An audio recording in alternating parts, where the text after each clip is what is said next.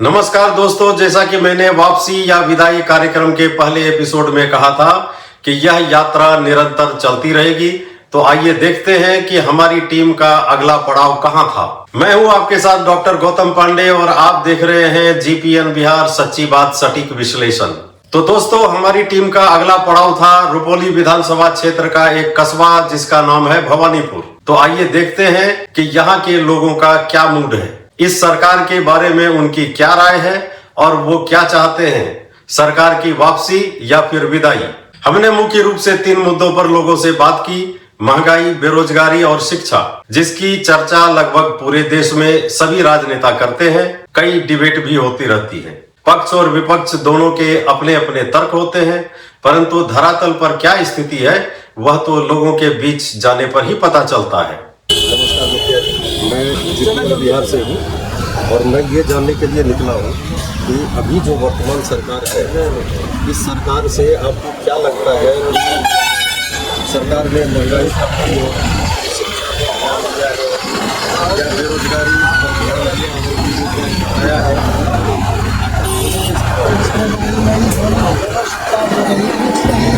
शिक्षा अच्छाई है, बेरोजगारी भगा है, सिर्फ एक कलम तलवार से लूटने वाली सरकार है। तो आपके कहने का मतलब ये है कि 17 साल में जो सरकार है, जेडीयू की सरकार अभी है 17 साल है ना, तो इसमें कोई फर्क नहीं पड़ रहा है। बिहार में पलायन काम नहीं रास्ता है, सब लोग फर्क नहीं पड़ता। बीपीएल में लूट है, इंदिरा आवास में लूट है, सब कुछ में उसी तरह का है। तो आप क्या चाहेंगे? अभी नवंबर में इलेक्शन होने वाला है, तो आप क्या चाहेंगे? नवंबर में क्या फैसला लेना चाहेंगे, सरकार की वापसी या विदाई? हम लोग चाहते हैं सरकार की विदाई हो। ये सब सरकार से हर समाज तंग हो गया है हर जगह। तो कौन सा सरकार लाना चाहेंगे?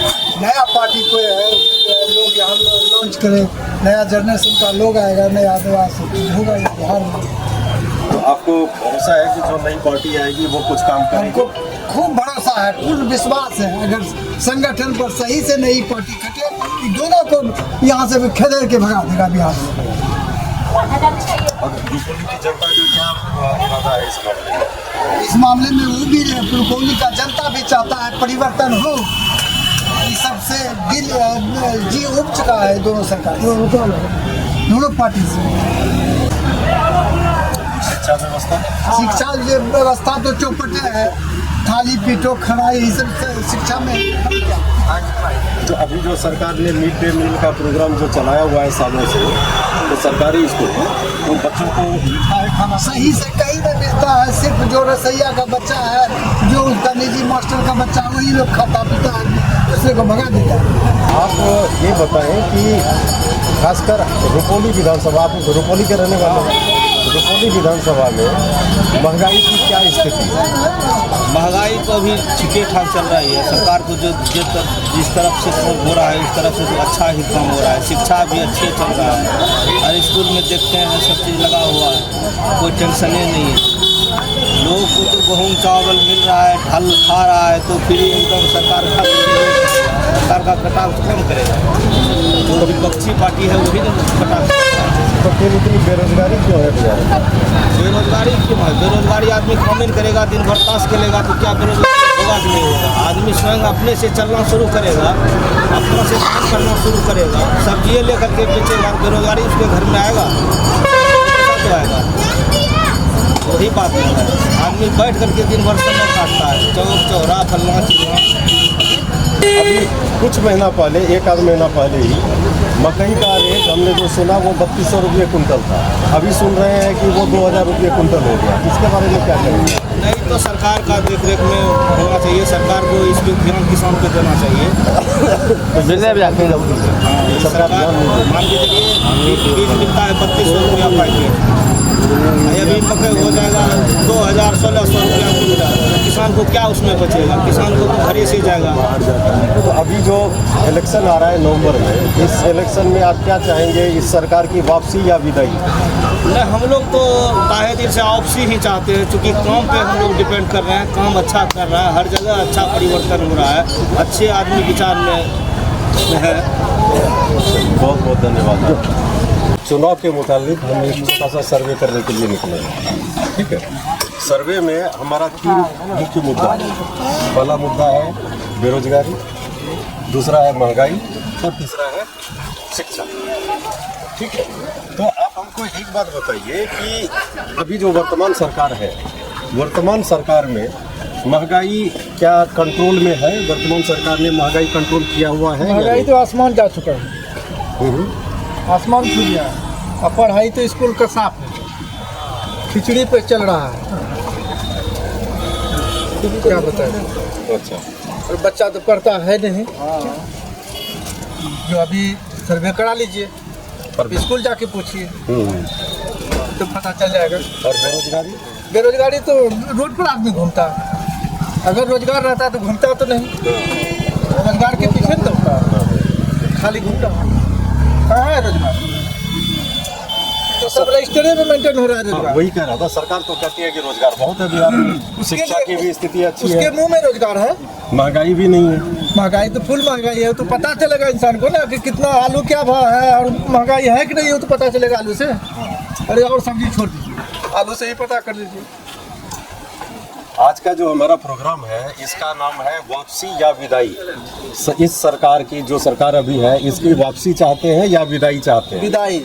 विदाई चाहते हैं। विदाई निश्चित। आपका शुभ नाम? मोहम्मद ऐनू। क्या करते हैं आप? हम ऐसे खेती बाड़ी करते हैं। खेती बाड़ी करते हैं। खेती करते हैं तो आप बताइए कि जो खाद बीज है, सरकारी खाद बीज, वो टाइम से और उचित दाम पर मिल जाता है आपको? नहीं, 500 रुपया पैकेट लिए, 400 रुपया पैकेट लिए ही हो जाए। तो यूरिया का दाम तो 251 रुपया कहने का है ना, गोदाम में कहने का है, लेकिन किसान को मिल रहा है 500 450। सुबह से लेकर शाम तक सर लाइन लगा देता है पब्लिक, भूखे प्यासे मरते रहता है, लेकिन मिलता कुछ नहीं। शाम तक लाइन लगा देता है पब्लिक को, यूरिया मिलेगा सरकारी रेट में, लेकिन सुबह से शाम तक पब्लिक खड़ा रहता है, यूरिया नहीं मिलता है। शाम में फिर जो है बड़ा बिस्तरा लेके घर चले आते हैं, और जो करना होता है फैक्स वाले सबको जहाँ जहाँ भेजना होता है वो भेज देते हैं। में निकल जाता है। स्थिति बस यही है यहाँ का। ये हम जानना चाहते हैं कि बिहार में जो 17 साल से आप जो सरकार देख रहे हैं, इस सरकार में आपने क्या देखा? महंगाई में क्या महंगाई कम हो गई है, बेरोजगारी कम हो गई है, या शिक्षा का स्तर ऊंचा हो गया है, बढ़ गया है? कुछ बताइए। महंगाई का जहाँ तक सवाल है, महंगाई तो चल यहाँ या बिहार सरकार की डबल इंजन की सरकार हो या केंद्र सरकार, अब दोषी कौन है? कहीं न कहीं तो कारण है। महंगाई के पीछे, बेरोजगारी के पीछे इन लोगों का मंशा नहीं है। अभी बार बार देखा जा रहा है कि हमारे नीतीश बाबू जो है बिहार के मुखिया, महिला शक्ति। मैं पूछना चाहता हूँ, सिर्फ महिला ही उसको नज़र आ रहा है? आखिर मान लिया जाए कि हम लोग बुजुर्ग, उसको 400 रुपया महीना आज 20 वर्षों से दिया जा रहा है।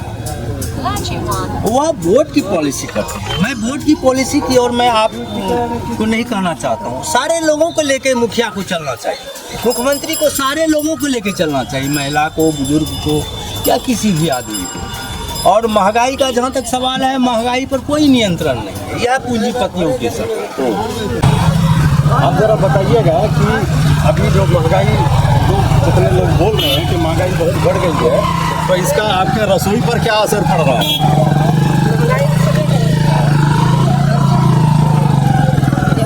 गरीब आदमी जे छै मरै छै, वोट पर कमाबै छियै, खाइ छियै, रहै छियै। सगर जे छै सबकिछुके लड़ाइए झगड़ा छै सगर आदमीके। कहम नहि छै, ब्लॉकमे भी घुसे लै छै, कहीं जगह जमीनके निर्णय कोइ नहि करैवला छै। कोर्ट जाके वहाँ बात एक साल का काम जे छै तऽ 20 साल ले जाइ छै, और 20 साल के बाद जे छै तऽ ओहिमे छै आदमी मरी जाइ छै। केस मकदमा में तारीख मकदमा करता करता ब्लॉक जा ब्लॉक हम कोई नहीं कनवाही सुनवाही। सही बात है, मतलब महंगाई बहुत बढ़ गई है। हाँ? तो आपका घर चलाना मुश्किल हो रहा है। मुश्किल हो रहा है। सही है, ठीक है। आपका शुभ नाम? रीता देवी। बहुत बहुत धन्यवाद। अनुमंडल धंधा के लिए बिना टका के कोई जमीन के मीटर छै तनिगो, ओकरा में बैठे रहने से 1.5 लाख 2 लाख हमें कर्ज दिए बोल। इसके मुतालिक हम एक छोटा सा सर्वे करने निकले हैं। सर्वे में मुख्य मुद्दा है हमारा महंगाई, बेरोजगारी और शिक्षा। तो आप क्या बताएंगे कि बिहार में महंगाई की क्या स्थिति है? सबसे पहले मैं आपके चैनल के माध्यम से तमाम पूर्णिया वासियों को, बिहार वासियों को धन्यवाद देना चाहूँगा कि आज कम से कम कोई चैनल के माध्यम से ये सुधि लेने पब्लिक के बीच तो आया। इसके लिए बहुत बहुत आपके चैनल को धन्यवाद, जो आपने इस सुदूर देहात में आने का काम किया और लोगों की मूलभूत समस्या क्या है उसको जानने का काम किया। अभी मेरे बड़े भाई कौन थे, मैं नाम नहीं जानता हूँ उनका, उन्होंने बहुत अच्छा बात बताया, स्मार्ट मीटर पर वो चर्चा कर रहे थे। तो स्मार्ट मीटर की चर्चा जो है वो तो डबल इंजन की सरकार है। देश में भी हमारे माननीय मोदी जी हैं और बिहार में भी माननीय नीतीश जी और मोदी जी की सरकार है। जनता ने, बिहार की जनता ने 40 में 39 सीट मोदी जी को देने का काम किया 2014 में, और 26 सीट की गुजरात है जहां बुलेट ट्रेन बन रही है, और बिहार वासियों को पैसेंजर ट्रेन भी नदारत है। आज वो जो 1 लाख करोड़ का कर्ज लिया गया मोदी जी बुलेट ट्रेन बनाने के लिए, तो 1 लाख करोड़ का कर्ज बिहार वासियों पर भी है। ये 13 करोड़ बिहार वासी पर भी उस कर्ज का चुकाना पड़ रहा है। लेकिन इससे बिहार वासी को क्या मिला? आज भी जो पलायन की समस्या है, और जब हमारे बच्चे, भाई बहन, माता बाहर से जब छठ में हो, दुर्गा पूजा में हो, दीपावली में हो, घर आना चाहते हैं तो लैट्रिन बाथरूम की जगह पर सो के आते हैं, टिकट नहीं मिलती है बिहार आने के लिए। तो ये मूलभूत समस्या है। और 15 साल पहले माननीय हमारे रेल मंत्री लालू जी थे, उस समय उन्होंने कुर्सेला लाइन का उद्घाटन किया, जो आज तक क्रियान्वयन नहीं हुआ। मैंने इससे पहले भी अपने MP साहब को टैग करके और भारत सरकार के मंत्री को भी लिखा, तो जो अभी हाल फिलहाल हमारे सांसद जी ने इस मुद्दा को उठाया, तो सुनते हैं कि 178 करोड़ अलॉट हुआ है, मतलब नापी के लिए, तो वो ठीक है। लेकिन आज मूलभूत समस्या है किसान की। विगत 9 तारीख को एक ऐसी तूफान आई, तूफान में किसान ने 6 महीने से अपने मक्का के पीछे तैयारी किया, बढ़िया किया, बनाया, और एकाएक तूफान आया जो मक्का किसानों का खत्म हो गया। आज उसकी सुधि लेने वाला सरकार नहीं है, जबकि डबल इंजन की सरकार है, चुनाव है, चुनावी वर्ष है, और उसमें इस मक्के का सर्वे होना चाहिए। जिस किसान का क्षति हुआ उसको क्षतिपूर्ति मिलनी चाहिए। तो आपके कहने का मतलब है कि सरकार जनता की सुध नहीं ले रही है, जो वर्तमान सरकार है। तो आप क्या चाहते हैं कि ये जो अभी सरकार है, सरकार की अभी नवंबर के इलेक्शन में सरकार की वापसी या विदाई? ये मैं क्या विदाई करूंगा, जनता खुद ही विदाई करेगी। 13 करोड़ जनता के जो मुखिया हमारे बैठे हुए हैं, जनता ही है जी, मैं भी जानता हूँ। 13 करोड़ के जो मुखिया हमारे नीतीश जी बैठे हुए हैं, 2005-2010 वाले नीतीश जी नहीं है, 2010 वाला नीतीश कुमार नहीं है जो काम हुआ था। आज स्मार्ट मीटर घर घर तक आदमी तबाह है। जमीन का सर्वे हो रहा है, 10,000 20,000 लोगों से मांगा जा रहा है इस सर्वे में, कहाँ से आखिर किसान देगा? तो एक लिटिगेशन फंसाना है लोगों को, और भाई भाई को अलग करना है, लड़ाना है सबों को। ये सरकार की नीति है। समझ गए जी। आप ये बताइए कि आप सरकार की वापसी चाहते हैं या विदाई? नहीं, मैं नहीं विदाई, पूरा जितना हमारा जनता है 13 करोड़, ये अच्छे से अभी समझ में आ जाएगा कि क्या होने वाला है। बिल्कुल विदाई होगी। तो किसको लाना चाहते हैं आप? हम लोग तो एक प्रशांत जी आए हैं जनसुराज का दामन लेके। मैं जनसुराज का दामन हूँ, मैं जनसुराज का एक सिपाही हूँ।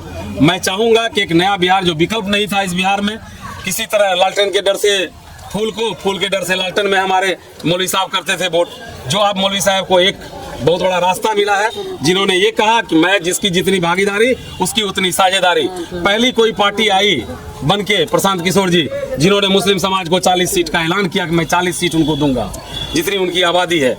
आज तक किसी भी पार्टी में, जो भारतीय जनता पार्टी हो, चाहे हमारी रूलिंग अभी जदयू पार्टी हो, उन्होंने कितने मुसलमानों को दिया, ये हमें क्लियर कर दीजिए। कितनी सीट दे रखी है, कौन कौन मंत्री हैं?